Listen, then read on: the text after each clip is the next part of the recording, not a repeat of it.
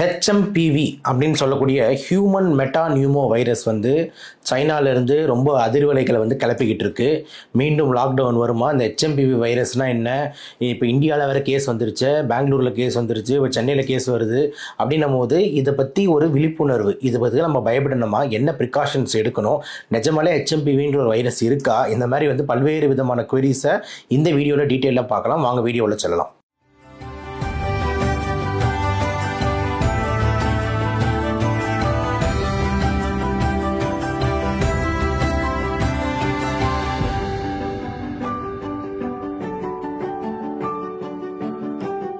இப்போ ஹெச்எம்பிவி அப்படின்னா என்னென்னா ஹியூமன் மெட்டா நியூமோ வைரஸ், அதுதான் ஹெச்எம்பிவின்னு சொல்லுவாங்க. இந்த ஹெச்எம்பிவி வந்து சிம்பிளாக சொல்லணும்னா, கடந்த வருஷம் வந்து நானே ஒரு 3-4 கேஸ் இங்கே சென்னையில் பார்த்துருக்கேன். அதேமாதிரி என்னோட சக நுரையீரல் மருத்துவர்களும் ஃப்ரெண்ட்ஸ் எல்லாருமே பார்த்தீங்கன்னா இந்த வைரஸ் பற்றி வந்து நிறைய பேர் வந்து பார்த்துருக்கோம்னு சொல்கிறாங்க.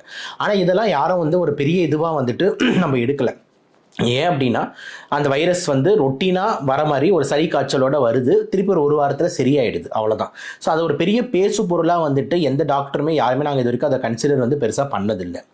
இப்போ ஏன் ஒரு டாக் இப்படி வருது அப்படின்ற மாதிரி எடுத்துக்கிட்டோம் அப்படின்னா, சைனா. ஏன்னா சைனானாலே எல்லாரும் பயப்படுறாங்க. ஏன்னா கொரோனாவை வந்து பார்த்தீங்கன்னா கோவிடை வந்து இந்த சைனா ஊஹான்லேருந்து தான் ஃபஸ்ட்டு வந்தது.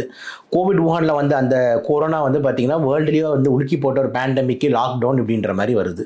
ஸோ அதே மாதிரி வந்து இந்த ஹெச்எம்பிவியும் வந்து இந்த சைனாவில் ஆரம்பிக்கும் போது அவங்க வந்து எங்களுக்கு கேஸ் அதிகமாகுதுன்னும் போது எல்லாருமே ஐயோ மீண்டும் ஒரு லாக்டவுனாக திருப்பி இது வந்து உடம்புற பரவுமா அப்படின்ற மாதிரி வந்து சொல்கிறாங்க. சரி, ஸோ இந்த ஹெச்எம்பிவி பொறுத்த வரைக்கும் ரொம்ப இம்பார்ட்டண்ட்டான விஷயம் வந்துட்டு என்ன அப்படின்னா, இது ஒரு சிங்கிள் ஸ்டாண்டர்ட் ஆர்என்ஏ வைரஸ். ஓகேங்களா? எப்படி பரவுதுன்னா, இரும்பும் போதும் நம்ம தும்பும் போதும் நம்ம காற்று வழியாக தான் பரவுது. ஸோ காற்று வழியாக பரவுதுன்னா எப்படி உள்ளே போகும்? நம்ம சுவாசிக்கும் போது தொண்டை மற்றும் மூக்கு பகுதியில் போய் உட்காருது. உட்கார்ந்ததுக்கு அப்புறம் வந்துட்டு நம்மளுக்கு தொண்டை கரகரப்பு, தொண்டை வலி, மூக்கில் தண்ணி, தும்பல், அப்புறம் ஒரு ஸ்லைட் ஜுரத்தோட ஆரம்பிக்குது. இதான் இதோட அறிகுறிகள். 90% ஆஃப் த பீப்புளுக்கு இப்படியே இருந்து சரியாயிடுது. ஆனால் ஒரு சில பேர் எதிர்ப்பு சக்தி ரொம்ப குறைவாக இருக்காங்க, எஸ்பெஷலி வயசு ரொம்ப மூத்தவர்கள், ரொம்ப பச்சில குழந்தைங்கள். இவங்களுக்கெல்லாம் என்ன ஆகுதுன்னா, அந்த வைரஸ் வந்து தொண்டையிலேருந்து கொஞ்சம் கீழே இறங்கி இந்த லங்ஸில் இருக்கக்கூடிய இந்த ட்ரக்கியா பிராங்கஸ்ன்னு சொல்கிறோம்ல, இந்த ஏரியாவுக்கு பரவி இன்னும் கொஞ்சம் வீக்காக இருக்கிறவங்களுக்கு இந்த லங்ஸுக்கே பரவிடுது. அப்படி பரவும் போது இது ஒரு நிமோனியாவாக மாறுது. அப்போ தான் வந்து இந்த இறப்பு சதவீதம்ன்றது ஜென்ரலாக வந்துட்டு வருது. அப்போ இந்த ஹெச்எம்பிவினால் வந்து இறப்பு சதவீதம் வருமா அப்படின்னா, நான் சொன்ன மாதிரி ரொம்ப மூத்தவர்கள், எதிர்ப்பு சக்தி ரொம்ப குறைவானவங்களுக்கு நிமோனியா வந்து அப்போ அது மாதிரி ஆகலாம். அப்போ கூட இந்த ஹெச்எம்பிவினால் டைரெக்டாக ஆகாது. இந்த ஹெச்எம்பிவி வைரஸ் வரும்போது கூட வந்துட்டு செகண்டரியாக ரெண்டாவதாக இது கூடவே வந்துட்டு இந்த ஸ்ட்ரெப்டோகாக்ஸ்ன்னு சொல்லக்கூடிய பாக்டீரியா கூட சேரும் போது அதோட ஆட்டம் அதிகமாகும் போது தான் இந்த மாதிரி வந்துட்டு நம்மளுக்கு நிமோனியா மாதிரி ஆகி இந்த டெத்துன்றது ஏற்படுது அப்படின்றது முக்கியமான பாயிண்ட்டாக இருக்குது. அப்போ நம்ம என்ன சார் நம்ம வந்து பண்ணணும், எப்போ போய் நான் டாக்டரை பார்க்கணும் அப்படின்ற மாதிரி இருந்தால் ரொம்ப முக்கியமான விஷயம், இந்த 60-65 வயசுக்கு மேலே இருக்கிறவங்க உங்களுக்கு இரும்பல் சளி, மூச்சு வாங்குறது, இரும்பல் சளி, ஜுரம் ஏதாவது இருந்ததுன்னா உடனே வந்துட்டு நீங்கள் டைம் டிலே பண்ணாமல் போய் பாருங்க. மற்றவங்க பொறுத்த வரைக்கும் தாராளமாக 2-3 நாள் வெயிட் பண்ணலாம், பிரச்சனை கிடையாது. ஆனால் டேஞ்சர் அறிகுறிகள் என்ன, அதாவது இந்தந்த அறிகுறிகள் இருந்தால் நான் உடனே போயிட்டு டாக்டரை பார்க்கணும் அப்படின்ற மாதிரி எடுத்துக்கிட்டீங்க அப்படின்னா, முதல் முக்கியமான விஷயம் மூச்சு வாங்குது அப்படின்றது தான் கண்டிப்பாக போய் பார்த்துடணும். ரெண்டாவது ஆக்சிஜன் குறையுது அப்படின்னா உடனே பார்த்துடணும்.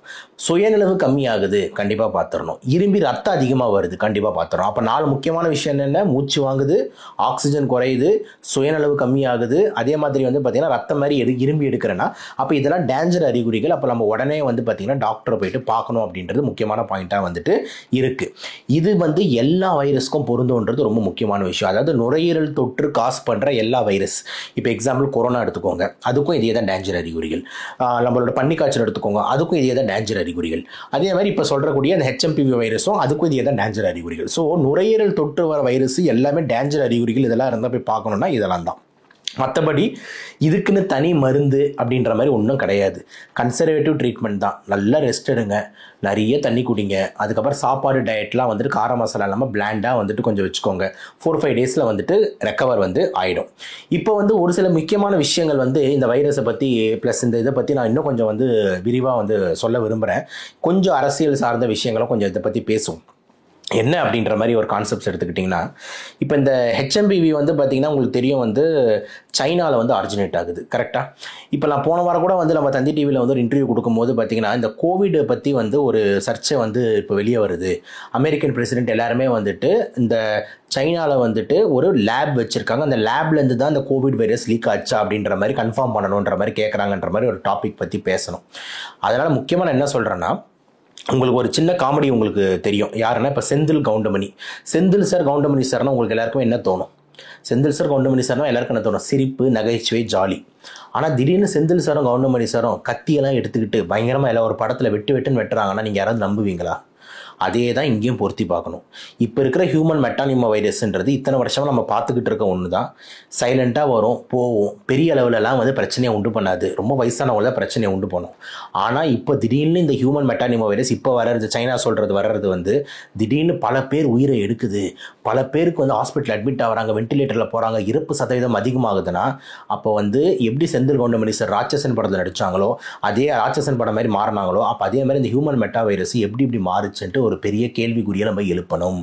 அப்போ உலகத்தில் இருக்க மொத்த தலைவர்களும் பார்த்தீங்கன்னா சைனாவை உற்று நோக்க வேண்டிய ஒரு சூழ்நிலை வந்து இருக்கு அப்படின்றத இது நம்ம ரொம்ப கொஞ்சம் தீவிரமாக யோசிக்க வேண்டிய விஷயமா இருக்கு. ஏன்னா இத்தனை வருஷமா இந்த ஹியூமன் மெட்டானிமோ வைரஸ் எப்படி சைலண்டாக இருந்தது, திடீர்னு எப்படி வைலண்டாக மாறி இருக்கு அப்படின்ற ஒரு பெரிய கேள்விக்குறியா இருக்கு.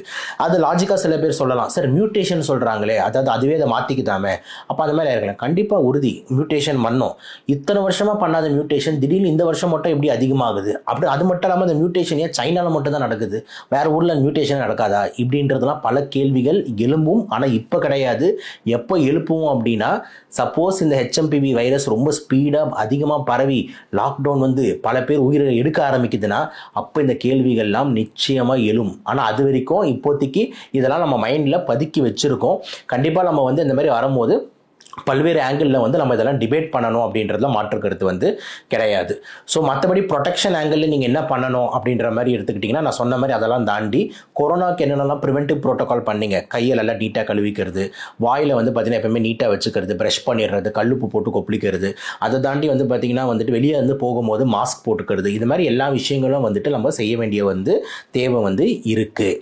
லாஸ்ட்டாக இந்த ஹெச்எம்பிவியை பற்றி நம்ம எப்படி சொல்லி முடிக்கலாம் அப்படின்ற மாதிரி இருந்ததுன்னா, நம்ம மக்கள் கூட வந்து பார்த்திங்கன்னா இப்போ சில பேர் வந்து நம்ம சொல்லலாம், இந்த சாப்பாடு சாப்பிட்றாங்க, இப்போ அவங்களுக்கு வந்து வயிற்றுப்போக்காகுது, டைஃபாய்டு வருது, காலரா வருதுன்னா நம்ம சொல்லலாம், டேய் அந்த இவங்கிட்ட போய் சாப்பிடாத, அந்த வடக்கன் கடையில் போய் பானிபூரி சாப்பிடாத, அவன் வந்து சரியாகவே செய்யறதில்ல அப்படின்ற மாதிரி சொல்லலாம். இந்த கடையில் போய்ட்டு பிரியாணி சாப்பிடாத, அது சரியாகவே செய்யறதில்ல அப்படின்னு சொல்லலாம். அப்போ அதெல்லாம் நம்ம தடுத்துக்க முடியும். ஆனால் இது வந்து எப்படி பரவுது? இங்கே பரவுறது இதனால் காற்று. அப்போ இந்த காற்றை போய் சுவாசிக்காத, அந்த காற்றை போய் சுவாசிக்காத, இந்த காற்றை பண்ணாதன்னு சொல்ல முடியாது. ஏன்னா காற்றுன்றது எல்லா இடத்துலையும் பரவுற ஒரு விஷயமா வந்து இருக்குது. அப்போது இங்கே வந்து பார்த்தீங்கன்னா காற்றுன்றது எப்படி இருக்குன்னா, ஒரு கீழ் ஜாதிகாரர் காற்று விட்டால் கூட மேல் ஜாதிகாரர் சுவாசிக்க வேண்டியது இருக்குது. வேறு மதத்தில் ஒருத்தர் காற்று விட்டாலும் இன்னொரு மதத்தில் வந்து காற்றை வந்து இழுக்க வேண்டியது இருக்குது. இதில் தான் நான் என்ன சொல்ல வரேன்னா, இந்த கிருமிகள் வந்து மனிதர்கள் எல்லாரும் ஒன்று தாண்டா அப்படின்னு நம்மளை உணர்த்து வைக்குது. ஓகேங்களா? அப்போ ஒருத்தரும் வந்து பார்த்தீங்கன்னா முக்கியமான வந்து இண்டிவிஜுவலாக ஒரு நல்ல சிட்டிசனாக நல்ல குடிமகனாக இருக்கணுமே தவிர மற்றபடி இந்த வேறுபாடெல்லாம் தேவையில்லை. கிருமி நம்மளுக்கு அதை உணர்த்துது. அப்போ நம்ம எல்லாருமே ஒன்று சேர்ந்து என்ன பண்ண வேண்டியது இருக்குது? ஒரு செல்ஃப் ரெஸ்பான்சிபிலிட்டி, செல்ஃப் சிட்டிசன்ஷிப், டிசிப்ளினை கொண்டு வர வேண்டியது இருக்குது. அப்போது எல்லாருமே இந்த மாதிரி இரும்பல், சளி, இந்த ஹெச்எம்பிவி விட்டுருங்க. எனி லங்ஸ் இன்ஃபெக்ஷன் இருக்கும் போது பப்ளிக் ஸ்பாட்டில் போயிட்டு நம்மளே இரும்புறது, உள்ளே வந்து மாஸ்க் நம்ம பேஷண்ட்ஸ்க்கு மாஸ்க் கொடுத்து உள்ளே விடுவோம். ஆனால் உள்ளே வந்தவங்க மாஸ்க்கை கட்டிட்டு இரும்புவாங்க. அப்போ இந்த மாதிரி இருக்கும்போது நீங்கள் செல்ஃப் டிசிப்ளினாக எல்லாருமே மாஸ்க்கை மாட்டிக்கிட்டு அதுக்கப்புறம், ஏன்னா உங்களுக்கு தொந்தரவு இருக்குன்னா நீங்கள் மாஸ்க் மாட்டிக்கிறது, நீங்கள் மாட்டிக்கிட்டீங்கன்னா நீங்கள் ஒரு 10-20 பேருக்கு பரப்ப மாட்டீங்க. ஸோ ரொம்ப முக்கியமான விஷயம் என்னென்னா, யாருக்கு இன்ஃபெக்ஷன் இருக்கோ அவங்க மாஸ்க்கை மாட்டுறது தான் ரொம்ப முக்கியம். நல்லா இருக்கவன் மாஸ்க் மாட்டுறதோட யாருக்கு ப்ராப்ளம் இருக்கோ நீங்கள் முதல்ல மாஸ்க்கை மாட்டுங்க. இது வந்து நம்மளோட செல்ஃப் டிசிப்ளின், நம்ம செல்ஃப் சிட்டிசன்ஷிப்புக்கு ஒரு அழகான அடையாளமாக வந்துட்டு இருக்கும். லாஸ்ட்டாக இன்னும் 2 பாயிண்ட் சொல்லி முடிக்கிறேன். இந்த 60 வயசுக்கு மேலே இருக்கிறவங்க தயவு செஞ்சு தடுப்பூசியை போடுங்க. ஏன் நான் குழந்தைங்களை பற்றி பேச மாட்டேன்றேன்? இப்போ வந்தாலும் குழந்தை கேஸ் நல்லா பாருங்கள். கொரோனாவில் கூட குழந்தைங்களும் இன்ஃபெக்ட் ஆனாங்க, பெரியவங்களும் இன்ஃபெக்ட் ஆனாங்க. ஆனால் குழந்தைங்க யாருமே பெருசாக இறக்கலை. இறந்தது எல்லாமே பார்த்தீங்கன்னா இந்த வயசான ஆளுங்க தான். அப்போ இந்த வயசான ஆளுங்க தான் நிறைய பேர் இறப்பு சதவீதம், எங்கள் அம்மா இறந்துட்டாங்க, மாமா இறந்துட்டாங்க, எனக்கு பாட்டி இறந்துட்டாங்க, ஆட்சி இறந்துட்டாங்கன்ட்டு தான் ஃபோன் பறந்துட்டு இருந்தது கொரோனா டைம். அப்போ அதெல்லாம் கண்ணோடு தான், ஏன்னா நம்ம ப்ராக்டிஸில் தான் நம்மளுக்கு தெரியும்ல. ஸோ அப்படின்னு இருக்கும் போது அப்போ ஏன் குழந்தைங்களுக்கு அந்தளவுக்கு பாதிக்க வரல அப்படின்னா, குழந்தைகள் பல்வேறு விதமான தடுப்பூசி தடுப்பூசிகள் பிறக்கும் போதே போடுறாங்க. நுரையீரல் தொற்றுக்கு வந்து பார்த்தீங்கன்னா இந்த எக்ஸாம்பிள் வந்து இந்த பிசிவின்னு சொல்லக்கூடிய நிமோனியா வேக்சின், இன்ஃப்ளூயன்சா வேக்சின் இது எல்லாமே போடுறதுனால இன்டைரக்டாக அந்த வேக்சினோட ஆன்டிபாடி வந்து வேற இன்ஃபெக்ஷன் லைக் கொரோனாவுக்கும் ஒரு மைல்டு ப்ரொடெக்ஷன் கொடுத்துது. ஆனால் பெரியவங்க அப்படின்ற கான்செப்ட் பொறுத்த வரைக்கும் பெரியவங்க யாரும் வேக்சினே போடுறதில்ல. அப்போது இது ஒரு தனி டாப்பிக்காக நான் அடுத்து பேசலானே இருக்கேன். முடிஞ்சால் நான் வந்து அடுத்து பேசுகிறேன். அதாவது வயதானவர்களுக்கு தடுப்பூசி அப்படின்ற ஒரு கான்செப்டில் நான் கண்டிப்பாக பேசுகிறேன். கண்டிப்பாக நீங்களாம் போடணும்.